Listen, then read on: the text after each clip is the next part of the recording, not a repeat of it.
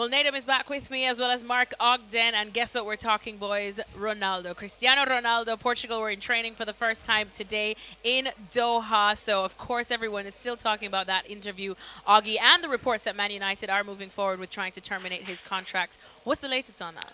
Well, yeah, now that he's here, so I suppose the story's moved on a little bit. So he's now focusing purely on the World Cup rather than focusing on himself, as we say. The situation right now is that United are trying to find a way to move him out of the club, and I think it will boil down to money. It always does, Yeah. He's got 6 months left in his contract. United will feel that he hasn't earned the right to be paid that money because he hasn't, performed, and he has on one occasion refused to come as a substitute, and now he's spoken out against the club and the manager and the Glazers. So United may feel that there are grounds to dismiss him on breach of contract, but we've seen this before. I mean, Nader might remember this when Carlos Tevez had a situation at Man City. It was very difficult for City to pin on him what they wanted to, so it didn't really become down to gross misconduct in the end. So it's very much a legal situation now. It's where the lawyers are into it, and it'll become down to, I'd imagine, at the end of the day, they'll agree a certain amount of payoff, but you won't see Cristiano Ronaldo in a Man United shirt again. The Magnificent Seven at Man United is no more, not for him anyway.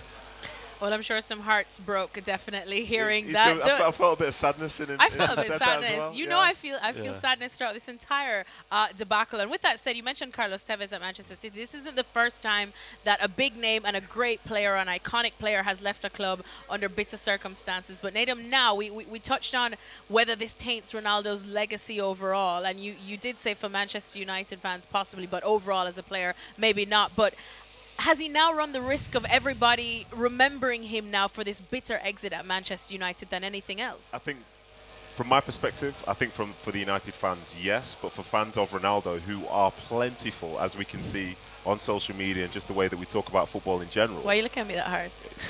Because you know. Perhaps it doesn't make as big a difference as we think. I think when you look at the success that he's had throughout his career, his rise, the way he sustained his legacy, the fact he's in a discussion of being one of the best players to have ever played the game, then this moment itself will feel a deeply personal one to the fans associated with Manchester United. But for the people who don't have that connection with the football club, they might just perceive it as a player trying to leave because they're unhappy with how things are going. Yeah. And that happens everywhere. So I think from a legacy standpoint, it takes away some of the shine potentially, but the guy scored 700 goals. Like, it's not 100 or 200, it's like 700 goals, and he's won what he's won. And he's, as I say in the conversation, being one of the best ever. So the legacy might be slightly harmed, but the legacy in itself is one which is only comparable essentially to one person in his generation.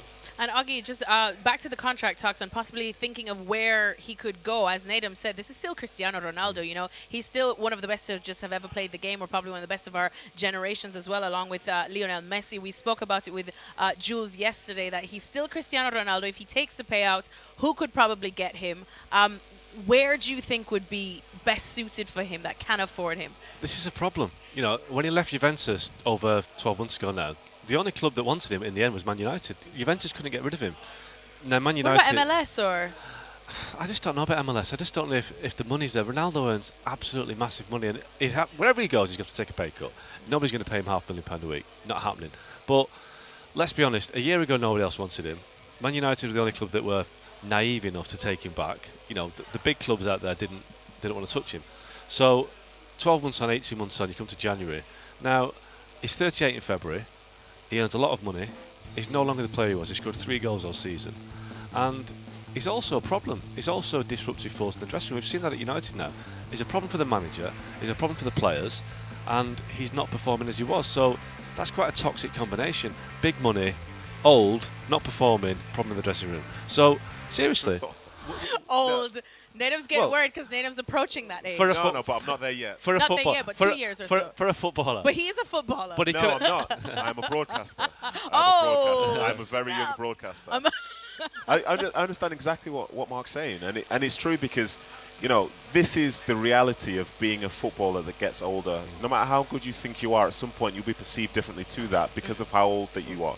Like, Ronaldo at 38 is capable of scoring 20 goals in any particular season, but most clubs are building for the future now. And they'll look at their investment and think, is this a long-term investment for us? Will this see us be successful in 1 year, 2 years, 3, 4 years' time? The answer is probably not, because you don't want to rely upon somebody that's 40, 42 years of age to do so. So even though everyone knows how good he potentially is, and he knows how good he is, he's not the one that sort of drives the market anymore. Yeah, and look, the comparison is Zlatan. Zlatan, was he 40, 41 now? He's at Milan and he's had a good couple of years. But Zlatan, is, for me, he's more of a team player. He's more of a. Never ever heard seriously, that before. But I was like, Native is going to run off of this set. He's a better player in the dressing room. He leads by example. And Ronaldo does. Native's going to run off this set. Ronaldo does in many ways in terms of the way he looks after himself physically, but he can't say he's led by example this year with the way he's behaved. Yeah. I think Zlatan is the consummate professional, and the word I got at Man United when he was there was that he was fantastic around the club. Everyone at the club loved him, thought he was great. The young players looked up to him, and Zlatan really kind of built into that. Ronaldo's not a Zlatan in that respect. Ronaldo is very much Ronaldo. It's Project Ronaldo. And I think that's what clubs are looking at, thinking, do we need this? And there aren't any more, I won't say stupid clubs, that's wrong, but clubs that throw money around without thinking of the consequences. They've all got sensible now. And there are more sensible clubs. And I don't see a club out there right now that is naive enough and silly enough to throw lots of money at Ronaldo, because they're all, like Nathan says, planning for the long term. Do you think, though, sorry to interrupt, so if we believe that Ronaldo is intelligent in terms of how he's trying to portray himself, then is this interview coming at a time where maybe he thinks he knows something that's going to happen in January that we don't? Well, listen, what can happen in January? I think he's hoping that he has a good World Cup. And think he's relying on hope? That's his strategy? Hope, and the fact that, yeah, I do actually, because what the options are, playing out of his playing career in the Middle East, Qatar, Saudi Arabia. But for me, sorry Alexis, but for me, this is my show now. I realise that, like, Native Maher trying to take my job, but no problem. You think, like, some people perceive the fact that United are thinking about cancelling his contract as being like a real negative against Ronaldo. But you can see Ronaldo doesn't want to be there, because if he did, he wouldn't behave the way that he has in this last week.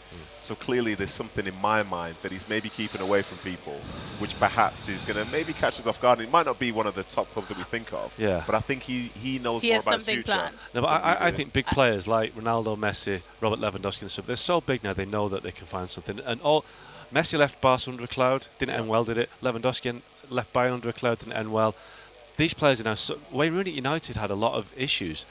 There are a lot of players now that are so big, and maybe bigger than the club. Like you were saying about, Ronaldo's got more Instagram followers, the whole of the Premier League clubs put together. These players are so big now that they know that they control their destiny, not the clubs. Yeah. And it's an unsavoury way for it to end. But you're suggesting that there's a path to somewhere. I don't know where that path leads with Ronaldo. I really don't. Well, thank you very much for watching ESPN on YouTube. For more sports highlights and analysis, be sure to download the ESPN app. And for live streaming, premium content, and let's not forget as well, ESPN FC 7 days a week. Subscribe to ESPN Plus.